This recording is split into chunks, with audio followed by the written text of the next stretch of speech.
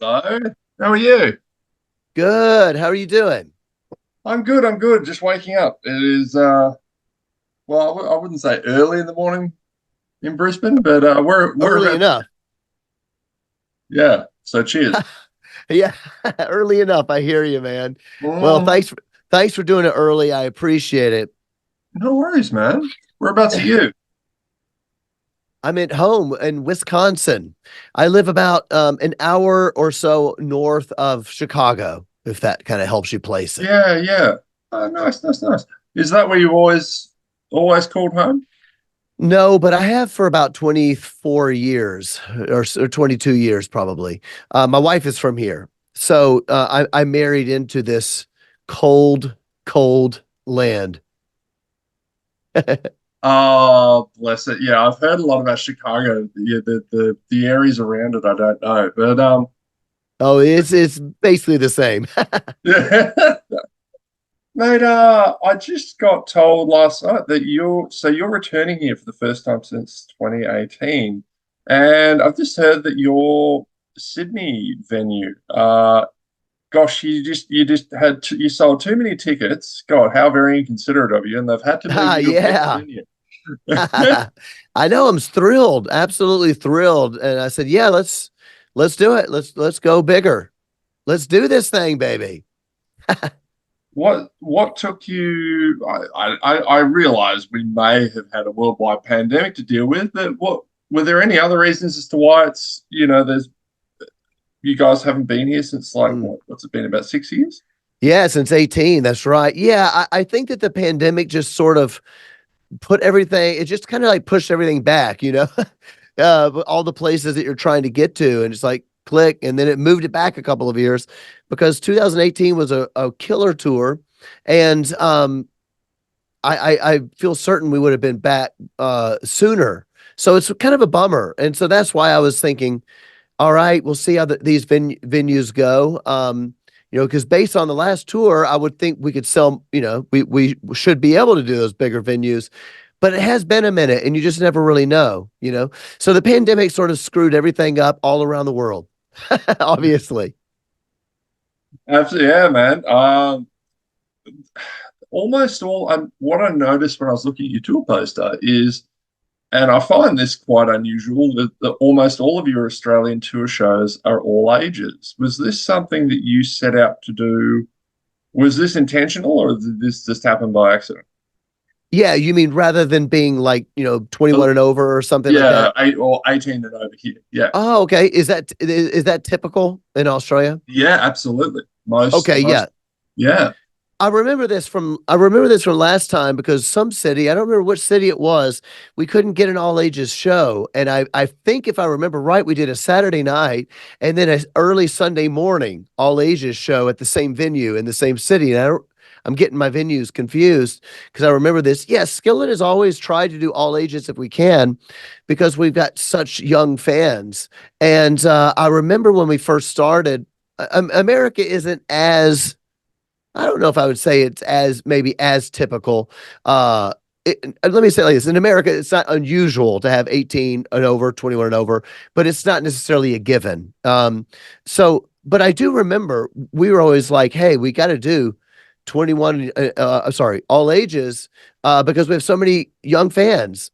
And I think as demographics and rock music changed to where in the I would say the mid 2010s, I would say the demographics of rock music were going up. People are listening to rock, hard rock were 25 to 40, but our metrics online, we were still getting 13 to 21-year-olds, certainly. And we were seeing this thing happening. And I said, I don't really know why Skillet's different than a lot of rock bands like that. And so we've just always done all ages shows. We've got a huge young audience. And so I'm pretty thrilled that we were able to pull that off. I'd forgotten about that until you mentioned it to me, actually.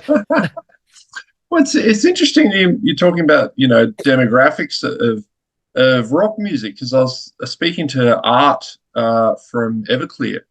Obviously he's going back to he was 90s, but he was saying that I'm just happy to be hearing some guitar driven stuff on the radio anymore, and I'm like, Yeah. I mean, Yeah. what's your thoughts on that?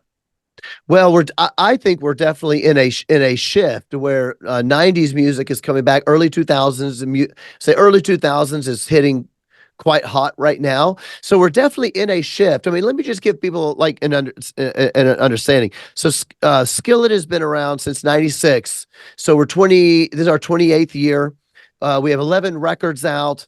And so we are now a catalog band. And so you think, as you said, with Everclear or in these bands, you would think that our fan base is going to be largely, 35 to 50 or something like that.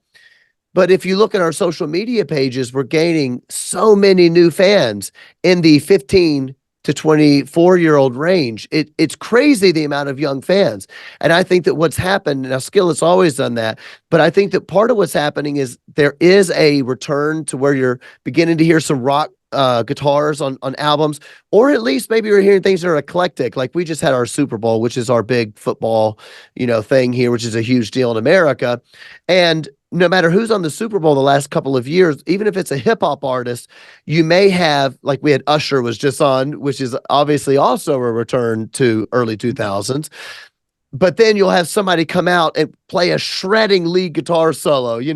I think as Slash came on and played with who was Slash playing with a couple of years ago? Was that like, wasn't Katy Perry, but it was one of those type artists. Yeah. I actually had Katy Perry and then Lenny Kravitz came on. Slash was on with someone last year, and you're beginning to hear this where young people are into hearing hip hop and rock and metal and all these things. And so with Skillet, what we're seeing is that our social media has been exploding with young people. So I think that some of them are discovering the music. And also, to be honest with you, just to kind of be myself, because I'm always authentic no matter what it means.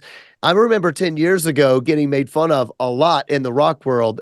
Some stations were like, we're not going to play Skillet. That's just like kids that like that. And I kept saying, I can't believe that they're dissing that kids liked it. Who do you think was listening to Nirvana in Yeah. 1992?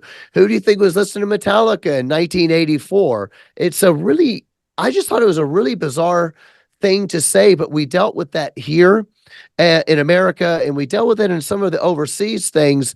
Except what it meant was that I remember when this happened because our Awake record came out in 2009, and I remember stations that were like, "It's just like young kids," and then I remember in 2019 when Billboard was putting out the end of the decade charts, our Awake album was the 40th biggest selling rock album of the decade, and I remember thinking, all those kids buying our I don't know, it's the most bizarre thing. So now all those kids from 2019, excuse me, 2009 that were 13 buying our records, well now they're 26 and still listening to Skillet. So I don't really know where it became cool to not play music for young people, but that was a mistake. It's interesting you were saying about you're absolutely right with the late 90s, early 2000s being back. So I went and saw Limp Bizkit for the first time ever in December, and half of the crowd was 19, 20-year olds. And I'm looking at Yeah. them going, were you even thought of when when Hot Rod flavored water came out? Like, wow. Amazing, isn't it? We played with Limp Bizkit a few times as well over the last 6 years, 4 years, mainly in Europe, actually. And I was like, because Europe had this happen a little bit before America did, where you had a lot of young people going back to metal shows. The funny thing is in 2019, we released our record called Victorious. And I remember saying, because people always say, so what's the themes of the record? They always ask you this when you're doing these interviews.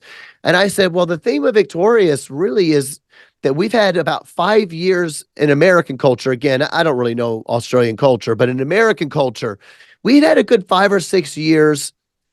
I love culture. I love sociology. So sorry if this is annoying to any listeners that don't care about this, but I like paying attention to the world. What's going on?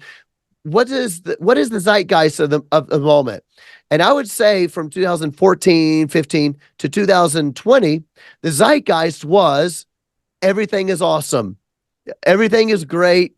you're the best you're ever going to be. And I'm happy like a room without a roof. You remember that? Uh, Everybody's happy. Everybody's the best you're ever going to be. I'm just partying and having fun. In 2019, I said the theme of my album Victorious is actually life is not near as easy as what people are acting like. This whole idea about everything being awesome all the time, that's not reality. Reality is life is hard. You've got to work for what you want. It's not always going to go the way you want it. You're not entitled to anything. And you just don't know what's going to happen in your life. And you got to be prepared to deal with it and be victorious, not because life's easy, but because life is hard and you can make it. That was about 6 months before the pandemic hit. And that I was thinking, man, that was a little poignant or prescient because that can't go on forever. And so what I think is happening, if you want my thoughts on it, my analysis is that young people realize in 2020 that nothing is guaranteed in life. Everything is not awesome. You don't know what's good. There's no guarantee that tomorrow will be here. You don't know when a pandemic's going to hit. You don't know when you're going to have to sit at your house for a full year, not talking with any friends, struggling with depression. And they wanted something a little bit more real. And there is nothing more authentic than hard rock and metal. That's my analysis. 100%. I love it. You've obviously the fans love you, and there seems to be quite a dedicated fan base, obviously for Skillet. But one that I've never done this before. I've never actually pulled up something on my phone in an interview, but I saw this and I had to get your opinion. Have you seen this tattoo? Oh, yes. Yes. I've seen that tattoo a lot of times. That is next level. Have you met this person? Yes, yes, we've met a few times. And just really loves him some Skillet. I'm not recommending anybody else do that, but that's a super fan. We've got a handful of those people that love the music. I think that I mean, I don't know exactly what it is, but I do think there's what I've noticed, and you'll notice online or notice at the Skillet shows, there definitely is a feeling that Skillet is about more than music. It's like, this isn't me bragging on it because I don't know why this is. It's just something that's happened. It's like people travel a really long time and a lot of the fans know each other because they're on these community pages. I keep meeting people who say they met their spouse on a Skillet community page. We met in the Skillet fan club. We had our first date at a Skillet show. I'm from Florida. She's from California, but we flew to Texas to meet for the first time at your show and got proposed. I proposed to her at the Skillet concert. There's all these crazy stories. I think it's something to do about the message of hope, that positive message that you always hear in our music. And I think it makes people feel understood or something like that. But yeah, we got some crazies out there. I love them. Well, who do you see as the kings of? Actually, bear with me 1 second. I'm just realized that my laptop's dying, so I'm going to do a quick little chuck in the plug here, so I don't lose. Yeah. But while I am doing that, I'll do that before I ask the question, so I'm not moving around all the time on the feed. Excellent. Here we go. Who do you see as the kings of modern rock and why? Of modern rock. Oh Yeah. gosh. I that that's a title that's always changing because it depends on how modern it wants to be. So many amazing bands. I love to brag on other bands, so I'll just give you a bunch of bands that I think are awesome. Um, I love Breaking Benjamin, and I don't know if you call that modern rock. I don't know what genre that is, but Breaking Ben is a group that's been around for a really long time that kind of did their own sound and is stuck to it. And you hear, you go, oh, that's Breaking Ben, and I love their songs. I think it's really good. I don't know if you could call that modern because they have been around for so long. They're like Skillet. Mm. um, Other bands that I think that are coming out that are on maybe the cutting edge, I guess you would call it currently. I like Falling in Reverse. Um, what's the band? Bad Omens. I think that I would call that modern rock. And I don't know if that's the genre you're talking about, but there's a bunch of and I guess Bad Omens isn't necessarily new, but they're really hitting it right now, and I think that it's really great, really hot music, really killer music. People that are doing some things out of the box. I think that's really good. Yeah. I feel like they're an older band now, but why do you think Nickelback got so much hate?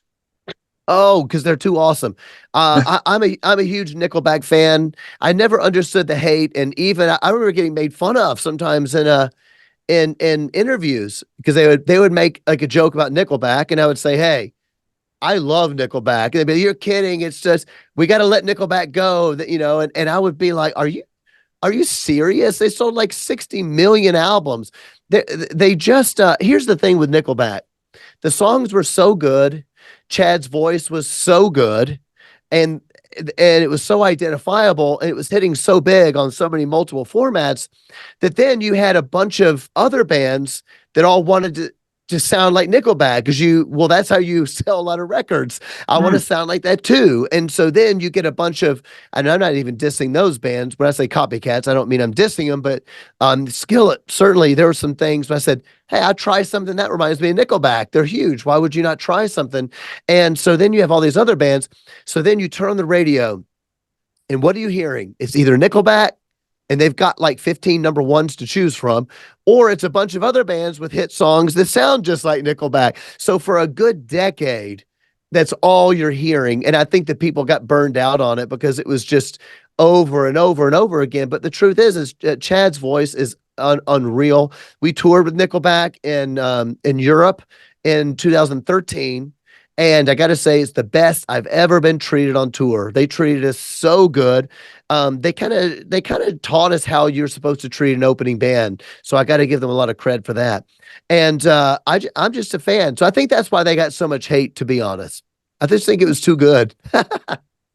John, this has been wonderful, man. Thank you very much for your time. And yeah, all the best with the Australian tour, man. I'm hoping you do 20 more venue upgrades. And Oh, well, that's very kind of you. It's great to chat with you. And you're the first person I've ever interviewed with wearing a helmet t-shirt. And I got to say, I hey, love it. Good work. good Good work. man. Nice spot. All right. Yep. Good Have a one, man. great one, brother. See Rock ya. on. See ya.